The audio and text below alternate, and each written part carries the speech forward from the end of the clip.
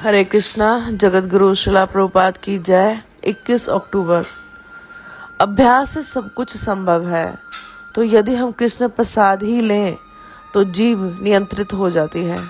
कुछ सीमा तक उस पर ताला लग जाता है, तब हमारी अन्य सब इंद्रियां भी नियंत्रित हो जाती हैं। वृंदावन 21 अक्टूबर 1977। जगत गुरु श्रीला प्रभुपाद की जय।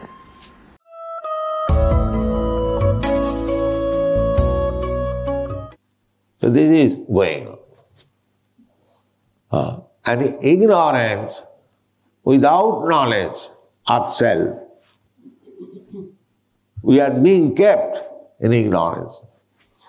The so-called educational system all over the world, there is no such education. They are kept in darkness and ignorance, and still so much money is being spent, especially in the Western countries.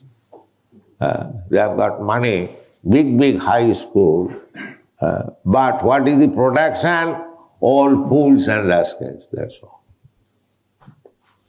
Because they do not know. They have no idea what is self. And without this knowledge, knowledge means self-realization. That I am not this body, I am spirit soul. That is knowledge. Knowledge how to eat, how to sleep, how to defend, how to enjoy sex life, and volumes of books on this subject matter. And these are not knowledge. They are known even by the cats and dogs. The cats and dogs never read Freud's philosophy, but they know how to enjoy sex life. So this dog's philosophy will not help you. That I have got this body and I have to enjoy the bodily sex life. This is dog philosophy. The dog knows all these things.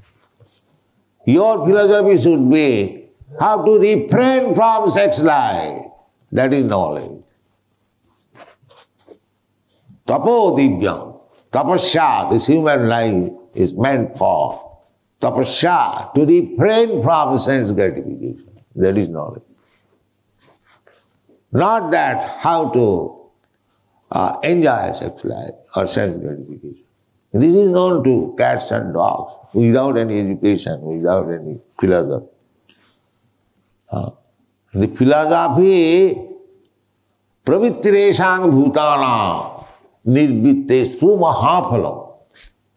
Pravitti, every living entity has got this pravitti, means propensity. What is that? Sense enjoyment. Loke bhavayami samadhu seva nityastu jantu.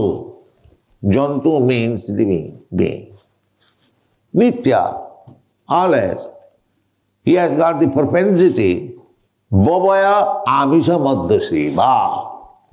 Bhavaya means sex life. And amisa means meat eating. Bhavaya amisa madhu seva, and intoxication. These are natural instincts of all living. Even amongst the ants, these propensities are there. Those who have studied, the ants are very much fond of being intoxicated. Therefore, they find out sweet, sugar. Sweet is intoxication. Perhaps you know all. The liquor is made from sugar. Sugar is fermented with acid, sulfuric acid, and then it is distilled. That is liquor. Therefore, too much sweet eating is prohibited. So, loke bhavaya amisamadha seva nityastu jantu. This is propensity. Material life means every living entity has got these propensities. But they have to be restricted. Pravittiresham bhutana. That is natural instinct. But if you can stop them, that is your excellence. That is called tapasya. Tapasya means I have got naturally some propensity, but that is not good. Not good in this sense. If we continue that propensity, then we have to accept this material body. This is the law of nature.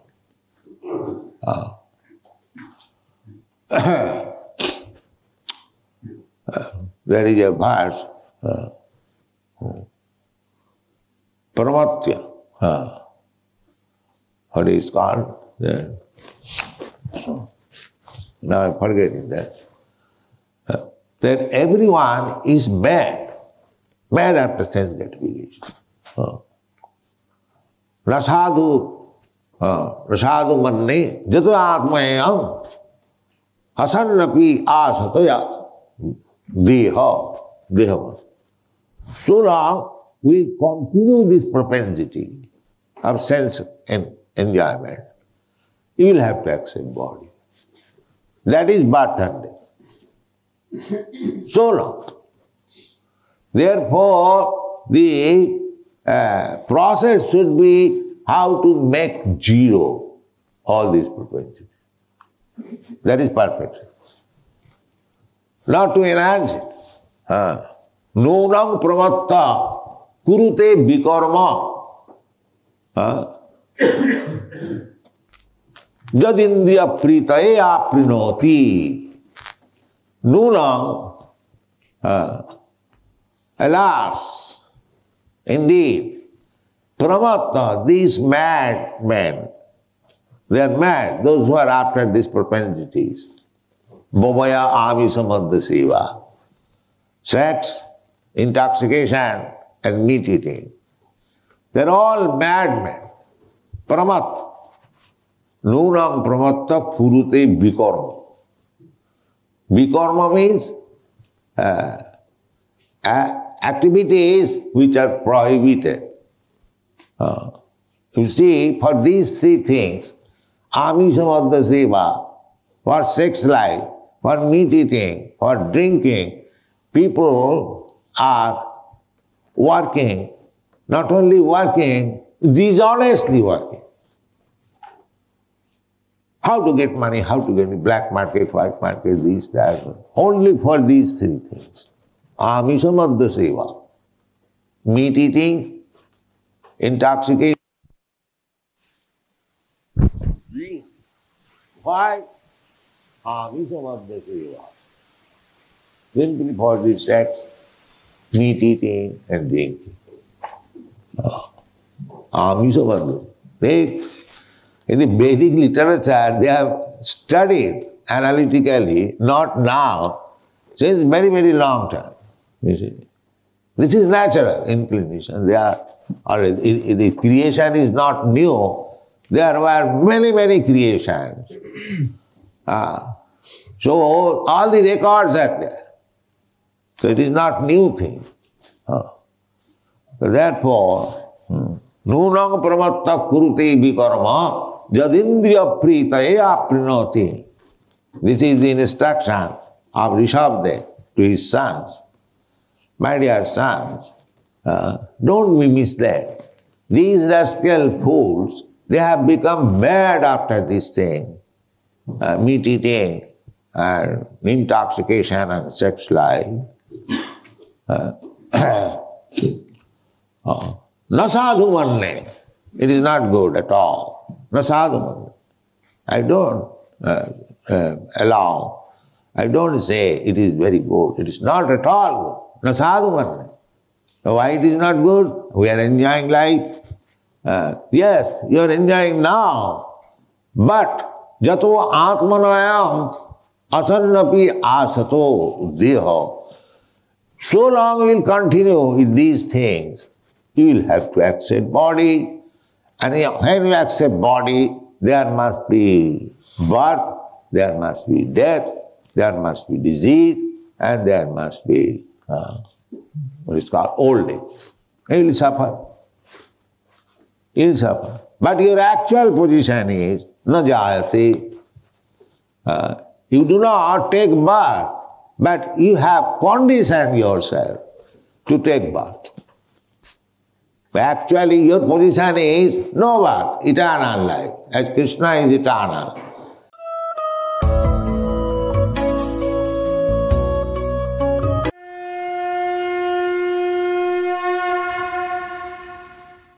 हरे कृष्ण। भगवद गीता अध्याय 4 श्लोक संख्या 12। कांक्षन्तः कर्मणां सिद्धिं यजन्त इह देवता क्षिप्रं हि मानुषे लोके सिद्धिर्भवति कर्मजा। इस संसार में मनुष्य सकाम कर्मों में सिद्धि चाहते हैं, फलस्वरूप वे देवताओं की पूजा करते हैं। निसंदेह इस संसार में मनुष्यों को सकाम कर्म का फल शीघ्र प्राप्त होता है। हर कोई रेडीमेड चाहता है ना, आज हर चीज रेडीमेड है। आप देखिए, पहले घर में शादी हो, सगाई हो, कुछ भी हो, कितनी तैयारियां करनी पड़ती थी। आज क्या है, फोन कर दो, कॉन्ट्रैक्टर वो खाना अरेंज कर देगा, वो हॉल अरेंज कर देगा, वो ये सब रेडीमेड चाहिए। खाना भी रेडीमेड चाहिए, हमको सब कुछ रेडीमेड चाहिए। हमको जल्दी जल्दी क्विक फिक्स चाहिए। तो जल्दी जल्दी में तो फिर क्वालिटी नहीं मिलेगा, हर जगह नहीं मिलेगा। देखिए एक उदाहरण देते हैं, जैसे फल होते हैं, सेब है, अमरूद है, आम है, तो इसको पकने में टाइम लगता है। लेकिन इससे ज्यादा टाइम किस में लगता है? ड्राई फ्रूट्स में, काजू, बादाम, इसमें और ज्यादा टाइम लगता है। तो इसकी गुणवत्ता भी तो बढ़ती है। आप कच्चा फल तोड़ दोगे तो उसमें टेस्ट नहीं होगा, उसको पकने दो। तो ये क्विक फिक्स में हमको जल्दी नहीं मिलता है। जल्दी मिल भी जाता है तो वो क्या होता है, भौतिक मिलता है और टेम्पररी मिलता है। तो आज लोगों को संसार में क्या चाहिए, मैं जल्दी आज भगवान का पूजा करूं, मुझे कल मिल जाए। ऐसा होगा नहीं। तो फिर वो क्या सोचते हैं, चलो देवताओं के पास जाते हैं। एक तो भारत देश में, संसार में है लेकिन भारत में ज्यादा ही कि सभी भगवान, और दूसरे लोग आके बोल देते, अरे तुम लोग के पास कितने भगवान हैं? भगवान एक ही है, उनके अनंत रूप हैं, लेकिन देवता भगवान नहीं है। यह देवता, देवता भगवान नहीं है। इंद्र, चंद्र, सूर्य, ब्रह्मा, शिव, ये भगवान नहीं है, ये देवता है। इसमें से कुछ एकाध देवता जैसे शिव जी हैं, वो तो शिव तत्व है, बाकी सब तो जीव तत्व है। आप भी जन्मों जन्म तपस्या करोगे तो देवता बन जाओगे, लेकिन क्या फायदा? वो तो पोस्ट है ना, वो पोस्ट है, टेम्पररी है। आप देश का प्रधानमंत्री बन रहेगा, राज्य का मुख्यमंत्री, लेकिन टेम्पररी। कितने साल? 5 साल, 10 साल, 15 साल, 20 साल, 50 साल, कितना टिकेंगे? छोड़ना पड़ेगा। तो अब बताइए, जब आप देवता के पास जा रहे हैं, वो देवता स्वयं टेम्पररी है, उनका गद्दी भी स्थायी नहीं है, कभी भी जा सकता है। जितना कर्म होगा उतना मिलेगा। तो फिर वो हमको कितना आशीर्वाद दे सकते हैं बताइए? शाश्वत वस्तु नहीं दे सकते। मोक्ष शाश्वत वस्तु है, इसीलिए कोई देवता का अधिकार नहीं है मोक्ष देना। देवता कुछ भी नहीं दे सकते। भगवान ने क्या किया, इंद्र को बोला, ठीक है इंद्र, ये लो 50 करोड़ गैलन पानी, इसको बांटते रहना। बस। वो किसने दिया 50 करोड़ गैलन पानी? कृष्ण ने दिया इंद्र को। सूर्य को दिया, बोले इतना तापमान लो, इतना ये सब फ्यूल लो और उजाला देते रहो, प्रकाश देते रहो। वायु को बोला, ये वायु पकड़ो दे।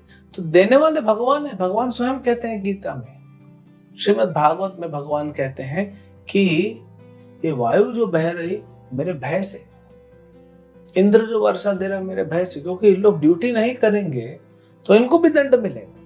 हम देखते हैं भगवान की गोवर्धन लीला में इंद्र को अहंकार हो गया था कि मैं देता हूं। अच्छा, भगवान खड़े वहां पे और तुमको इतना अहंकार हो रहा है। भगवान बोले ठीक है, इसका अहंकार आज ही तोड़ेंगे।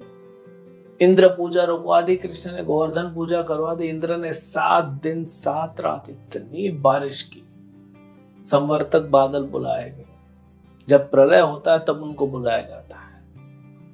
तो पूरा ब्रज को डुबो दूंगा, ब्रजवासियों को मार दूंगा, इंद्र बोले। कृष्ण बोले ठीक है, तुम अपनी ताकत लगाओ, हम तो कुछ ताकत नहीं लगाएंगे। गोवर्धन उठा लिया, सबसे कमजोर हिस्सा होता है हमारे शरीर का, छोटी सी उंगली बाएं हाथ की, उस पर उठा लिया, हो गया इंद्र का सब अहंकार खत्म। आ गया, अपना सर रख दिया भगवान के चरणों पे। तो ये तो देख, ब्रह्मा जी बछड़ों को चुरा के ले गए, बाद में क्या करना पड़ा, अपने चारों सर से भगवान के चरणों पे माफी मांगनी पड़ी। ये सब महान लोग हैं, ये कोई साधारण नहीं है, हमसे बहुत ऊपर है, लेकिन एक भगवान नहीं। ब्रह्मा जी से हिरण्यकशिपु 36,000 साल तपस्या किया, 36,000 साल। जंगल में खड़ा हो गया, पैर उठा के और ऐसा हाथ ऊपर कर, आप कर सकते हैं? 36 घंटे करके 36 मिनट खड़े होकर दिखाइए, अंगूठों के बल पे और हाथ ऊपर करके, ऊपर देख रहा है। ब्रह्मा जी आए, बोले भाई हिरण्यकशिपु, ऐसा तो किसी ने न किया है, न कोई आगे कर पाएगा, न भूतो न भविष्यति, ऐसी तपस्या कोई नहीं कर पाएगा, मांगो क्या चाहिए? बोलते मेरे को अमर बना दो। अमर कैसे बनाऊंगा? अरे मेरी खुद मृत्यु होने वाली है, मैं तुमको कैसे अमर बनाऊंगा? मेरे पास जो खुद नहीं है मैं कैसे दूंगा? आप एटीएम में जाते हैं, कार्ड डालते हैं, आपके बैंक अकाउंट में 10 करोड़ रुपए पड़े हैं, आप एटीएम से 10 करोड़ निकाल सकते हैं? नहीं निकलेगा। मैक्सिमम लिमिट जितनी होगी, चलो 1 लाख होगी, आपके अकाउंट में 1 लाख की लिमिट है, लेकिन उस एटीएम में ऑलरेडी किसी ने 10 लाख रुपए निकाल दिए, 10 अलग अलग लोगों, अब उसमें बचा ही सिर्फ 20,000, तो किधर से मिलेगा? उसके बाद है ही 20,000, वो बेचारा एटीएम क्या देगा? फिर उसके ऊपर गुस्सा क्यों कर? तो ब्रह्मा जी के पास चाहे दूसरे देवताओं के पास जितना है उतना ही देंगे ना, उससे ज्यादा नहीं दे सकते। तो मोक्ष का तो उनका खुद का अधिकार नहीं। किसी ने कहा जाता है ना कि शिव जी जो है, जो भी वाराणसी में शरीर छोड़ता है, शिव उसको मोक्ष देते हैं। लेकिन कैसे मोक्ष देते हैं? शिव उसके कान में राम का नाम लेते हैं। तो मोक्ष किसने दिया? राम नाम ने मोक्ष दिया। कि मोक्ष देने का अधिकार सिर्फ भगवान का है। मुकुंद, मुक्तिदाता है मुकुंद। तो देवता एक तो लिमिटेड है, तो वो ना ज्यादा कुछ दे सकते, और जो देते हो टिकता भी नहीं, वो टिकता नहीं है, चाइनीज सामान के जैसा है, वो ज्यादा नहीं टिकेगा, क्योंकि आपका भौतिक कर्म जितना होगा उतना मिल गया आपको। इसीलिए भगवान यहाँ कह रहे हैं, क्यों तुम इतना भौतिक चीजों में फंसे हो? हम सबसे कह रहे हैं अर्जुन का, क्यों भौतिक चीजों में फंसे? मुझे ये चाहिए, मुझे बड़ा घर चाहिए, मुझे बीमारियों से छुटकारा चाहिए। तो ये सब चलने दो, कर्म अनुसार चलता रहेगा। तुम भक्ति करो। हमको बोल रहे हैं कि आप सब भक्ति करो, क्या मिलेगा? भगवान ने क्या दिया? क्या बोलते हैं? जन्म कर्म चले, मोक्ष देंगे, वापस नहीं आना पड़ेगा। तो हमें भक्ति करना चाहिए, न कि देवी देवताओं के बीच में हमको फंस जाना चाहिए कि ये चाहिए, फिर शुक्रवार का उपवास करो, शनिवार का उपवास करो, रविवार का उपवास करो। ये सब की आवश्यकता नहीं है। सिर्फ एकादशी का उपवास करो, भगवान कृष्ण की भक्ति करो, हरे कृष्ण महामंत्र जप करके, गीता भागवत पढ़ के और श्रवण करके देखो, आपको बेस्ट रिजल्ट मिलेगा। क्योंकि कृष्ण पूरी सृष्टि के मालिक है, वही दे सकते हैं। बाकी सबका अपना अपना डिपार्टमेंट है, तो एक ही डिपार्टमेंट संभालते हैं, वो भी ऊपर से सैंक्शन आता है कृष्ण से, तब वो आगे रिलीज कर पाते हैं। तो हमारे पास मौका है डायरेक्ट कृष्ण के पास अप्रोच करने का। कृष्ण बोल रहे हैं, क्यों मेरे मैनेजर्स के पास जाते हो? मेरे पास डायरेक्ट आओ। ये सब देवता कैसे हैं? भगवान के मैनेजर हैं। तो कृष्ण बोल रहे हैं, मेरे पास डायरेक्ट आओ, क्यों मैनेजर्स के पास जाते हो? तो जब कृष्ण हमें सुलभ है, भक्ति के माध्यम से कृष्ण सुलभ है, डायरेक्ट हम अप्रोच कर सकते, फिर हम क्यों इधर उधर जाएंगे? शाश्वत स्थायी भक्ति कृष्ण देने को तैयार है। शाश्वत स्थायी हमें हमारा स्वरूप, हमें भगवान के धाम में जगह मिल रही, क्यों इधर बना? यहाँ स्वर्ग भी जाओगे तो वापस आना पड़ेगा, ब्रह्मलोक जाओगे तो भी वापस आना पड़ेगा, उससे ऊपर ब्रह्म ज्योति में जाओगे तो भी वापस आना पड़ेगा। तो क्यों ना हम वैकुंठ जाने का प्लान बनाए? थोड़ा मेहनत ज्यादा लगेगा, कर लेंगे, और भक्ति तो सरल ही है। भगवान तो दया के सागर है, वे जल्दी प्रसन्न हो जाते हैं। देवताओं को प्रसन्न होने में तो मेहनत लगाती है। तो इसलिए भगवान को प्रसन्न करें भक्ति माध्यम से, गुरु की शरण लेके, और नित्य शाश्वत स्थायी स्थान को प्राप्त करें, जहां से वापस इस संसार में आके भटकना नहीं पड़ेगा। हरे कृष्ण। निताई गौर